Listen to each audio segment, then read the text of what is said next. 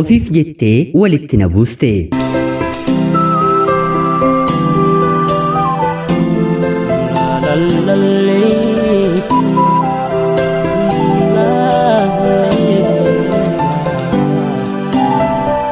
Yeroodhaaf maqaa kiyya himachuun barbaadu kanan dhaladheetti guddadhe Jiituu Magareetuu Oromiyaa keessatti yeroo ta'u barnoota kiyyallee ijoollummaa kiyyatti seeneen hanga kutaa 12ffaatti maatii kiyya bira ergan baradhee booda yuunivarsiitii seeneen baradhee qabxii gaariidhaan eebbifameera. Sanaan booddees yuunivarsiitii man keessa baradhe keessatti barnoonni digirii lammaffaanaaf kennamee sanallee baradhee ergan xumuree booda barsiisaa yookiin immoo leekchararii ta'een achumatti dalagachaarran jira. Maatiin kiyya maatii qotee bulaa ta'anis haa ta'uutii garuu abbaan koo yeroodhaan lafa magaalaa bitatee mana ijaarrachuun nu ijoollee isaa hunda haala gaariin barsiisee magaalatti guddise. Harmeen koollee akkanuma hojii isheetiin cimtuudha. Yeroo abbaan koo baadiyyaa hojiidhaan torbee tokkos ta'e lama turu waliin isa gargaaraa hojjetti. Yeroo jalqabaadhaaf jaalala kanin eegalee barnoota kiyya kutaa 9ffaatii gara 10ffaatti yeroon darbu. Kanan jaalladhus mucaa barsiistuu afaan Ingiliffaa nu barsiiftu ana waliin daree tokko keessa teessee baratturraati. Jaalladhus bareedduu waan taateef barataa hedduutu ishee gaafata. Ofii gara jabaadheen yeroo booda xalayaa barreesseefiin akkanaaf gaafataniif hiriyoota isheellee gaafadheen dhumarratti yeroo na diddu mataa kiyyaan illee gaafannaan homaa deebinaaf deebisuu diddee. Maamilli gabaa hedduu qabu maamilatu isa beeka malee inni badaa maamila isaa hin beeku mitire. Ani baay'een ishee jaalladha ture. Akka ani ishee jaalladhu garuu gonkumaa wanta beektu natti hin fakkaatu. Gaaffii jaalalaa ani dhiyeessaafii ture. Akkuma dargaggoonni kaan fedhii garaagaraaf barbaadan sanuma gootee Tarina yaaddi. Hangan yuunivarsiitii galee eebbifamee barnoota digirii lammaffaa jalqabutti onneen koo guutummaatti ishee jaallata. Erga sanaa booddee garuu ofitti meen kanaan booddee argachuu akka hin dandeenye of amansiiseen jaalallee gara biraa qabachuu akka hin qabu murteesse. Akka carraa ta'ee mucaa biyya kiyyaa kan turte barattuu waggaa lammaffaa kan taate mucayyoo baay'ee bareeddu tokko waliin ijoolleen biyya kiyyaa siif taatina jedhanii na barsiisanii. Anis lakkoofsa bilbilaa ishee fudhadheen ofitti waameen waan akka dhugaatii lallaafaa guyya 2-3 bakkeetti erga naffeereenii booda mana kiyyallee ishee barsiisuun booddee irratti jaalalirraa na qabee akkan ishee jaalladheeru itti hime. Ishiin illee fedhiinaaf godhattee torbanoota muraasa booda jaalallee kiyya taati. Hariiroo jaalalaas haala gaariin erga waliin eegallee booda doormii seentee barnoota kan barattu ani mindaa xiqqoo naaf kanfalamuun nu gaha waliin jiraanna jedheen ofitti ishee waame. Ishiinis barachaa anis barachaa barnoota keenya erga jabaannee booda rakkoon ta'e nu gidduutti uumame. Nyaata lamaan keenyuu yeroo boqonnaa qabnu dabareedhaan bilcheeffannee nyaanna. Yerootti barnoonni yeroo nu dhawwatee biizii taanu immoo mana kontraata fudhannee nyaannu mana nyaataa tokko qabanneerra. Haati manaan mana nyaataa kanaa barattee eebbifamtee hojii mootummaa hin barbaadu jettee dhuunfaadhaan kan hojjettudha. Akka haadhaa waan nuuf taatuuf nutis akka obbolaa taanee fi mana ishee akka garaa keenyaa baanee gallee nyaata keenya fayyadamna. Yeroo itti maamilli itti baay'atee ishii rakkisullee jaalalleen koo na waliin jirti taanaan maaloo nan gargaaraanii jettee harkaa fuutee hojii gargaarti.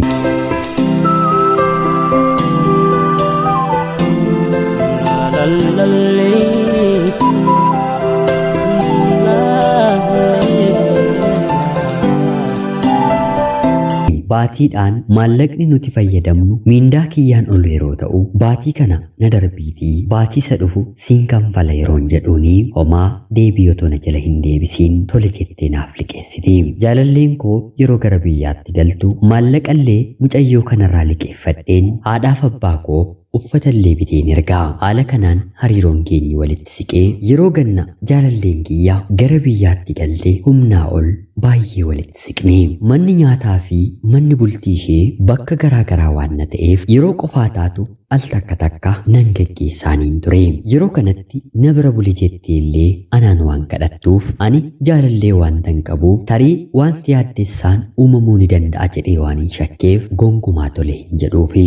Gaggeesseen gara mana kootti deebi'een jaalallee koof bilbileen nagaadhaan maddeen ciisa. Haa ta'uutii garuu jaalalleen koo ganna barnoota waggaa lammaffaa xumurtee isa dhumaa isheenis anis baran eebbifamutti yeroo geenyu dubartiin kun anaa fi jaalallee koo maddii deemtee gargar nu baasuu yaalte. Dhugaan erga darbee malee namaaf hin galu mitiire. Yeroo ati barnoota deemtu jaalalleen kee dhiira manatti fidattee waliin ciistii jettee anatti dubbatti. Kana qofaallee otoo hin taane nyaata waliin fayyadaman ofii harkaan dabaltee barreessitee jaalalleen kee nyaata 2 fudhatteetti jettee natti dubbatti.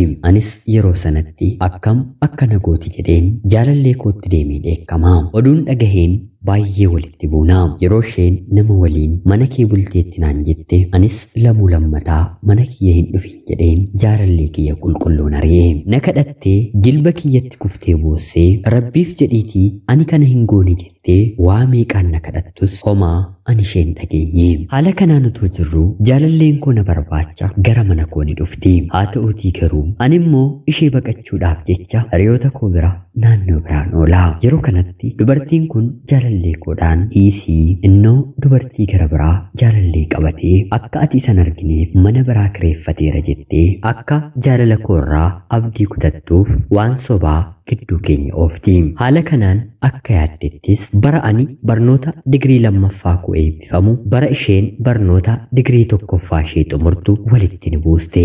Jaalalli eessa ni gaha jedhamee yaannes kunoo sababa isheetti karaatti nu hafe. Erga sanaa booddee dubartiin sun kan goote anaan ofitti na qabuudha. Yeroo hundaa hammeenya jaalallee koo natti odeessiti. Anis dhuguma jaalalleen koo akka isheen naaf seenessiteedha jedheen otoon beekiin keessa kootiin nan jibbeeni. Jaalalleen kiyyallee na jibbitee edaa inni nama akkanaadha jettee anarraa fagaatte. Naannoo ani galu na barbaacha dhufuus ni dhiiste. Erga anaan ofitti na qabdee booda akka ani jaalallee ishee ta'uuf haalota hedduu mijeessuun mana ishee ooleen akkan bulu isheenillee mana kiyya akka bultuuf karaa guddaa hir'ina keenya dahattee anarratti raawwatte. Anis jaalallee koon godhadhe.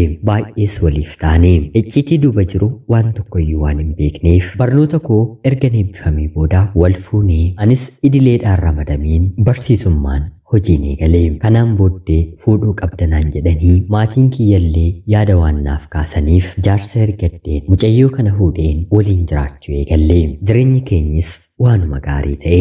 Anarra isheen maallaqa gaarii waan argattuuf maallaqa walitti daballee deemeen lafa biteen manallee irratti ijaaruun jalqabe. Jireenya bultii waggaa 2 wayii erga waliin jiraannee booda akka carraa biyyaatii firri kiyya miidhamee du'a gahanii deebi'uun dirqama waan natti ta'eef haadha manaa koo dhiiseen gara biyyaa galaa. Sirna awwaalchaa fira keenyaallee qaqqabaddee waan nan tureef mucayyoon ani hin beekneenii isheen garuu anas jaalallee koo duraas beektu tokko gara kootti dhuftee abaluun jedhamaa intala obbo abaluutii ati abalu mitii akkam nagaa keetii jechuun na gaafatti. Anis nagaa deebiseefiin haasoo eegallee. Waa'ee bultii natti kaafnaan akkam fuudhee haadha manaa godhadheeru itti hime. Haadha manaa godhachuu keetiif baga gammadde naan jettee garuummoo maaliif jaalallee kee abaluu irratti mana biraa kireeffattee dubartii waliin jiraachuu jalqabdee erga ati ishee dhiistee barnootallee qabxii gadi bu'aan eebbifamtee mooraalii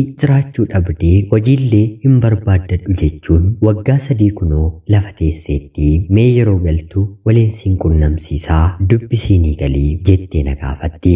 Anis waan baay'ee waliin wanta dabarsineef tarii dhuguma akka isheen jettu anatu dubartii kana kan miidhe yoo ta'e addan baafadha jedheen sirna awwaalchaa ergan xumuree booda mana warra kootoon dubbisiin deemeen ishee gaafadhe. Wantoota ani gochaa tureera jedhameen haati manaan kiyya seenessitee fi tokko lamaan natti dubbatte.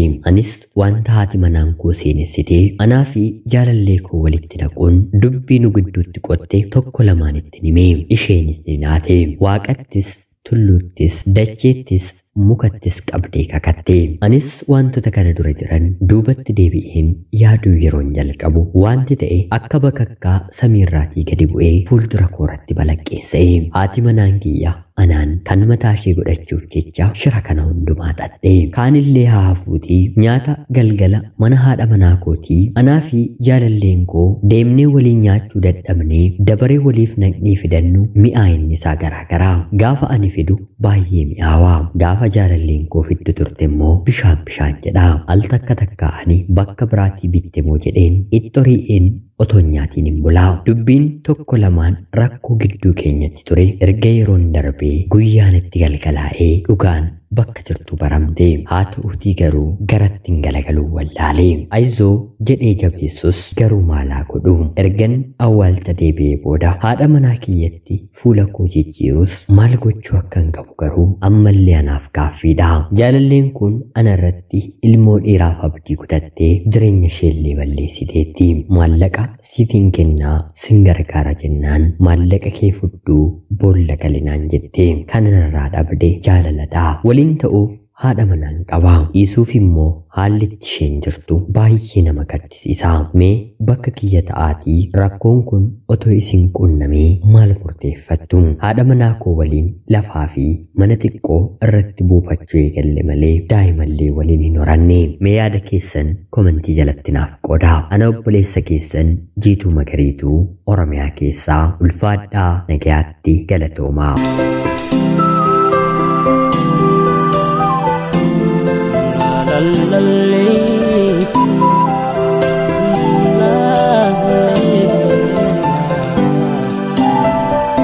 Yooyyaa shamaa akkam jirtu kabajamtoota hordoftoota qophii Oromiyaa 24. Nagaaf jaalalli tokkummaan bakka jirtan hundaatti hunda keessaniif yaa ta'u jecha guyyaa har'aallee seenaa obboleessi keenya nuuf erge tokko isiniif dubbiseen hin ka'a. Akkasin irraa barattaniif hubannoo cimaa ta'e tokko irraa argattan homaa shakkii tokko illee hin qabu. Obboleessa keenya ergaa kee kana nuuf qooduu keetiif guddaa galatoomsiin jecha kabajamtoota hordoftoonni qophii Oromiyaa 24 seenaa kana dhaggeeffattan maal akka godhu maal akka murteeffatu yaada keessan komentii jalatti qoodaa fi jecha qophiin guyyaa raabsiniif qabadheen dhiyaadallee kanuma fakkaatti. Hanga yoonaatti yeroo keessan naaf kennitanii dhaggeeffachuu keessaniitiif guddaa galatoomaa jecha laayikii fi sheer gochuun illee qophii Oromiyaa 24 akka deeggartan kabajaan isiniin gaafadha. Akkanumallee namoonni chaanalii keenyaaf haaraa taatan anaa dhufuu kun Oromiyaa 24. Guyyaa guyyaatiin xalayaa jaalalaa fi seenaa jireenyaa nama barsiisuuf bashannansiisuu danda'u isiniif qabattee waan dhiyaattuuf subscribe gochuun maatii keenya erga taatanii booda xalayaa jaalalaa yookiin seenaa jireenyaa nama barsiisuuf bashannansiisuu danda'u qabaattan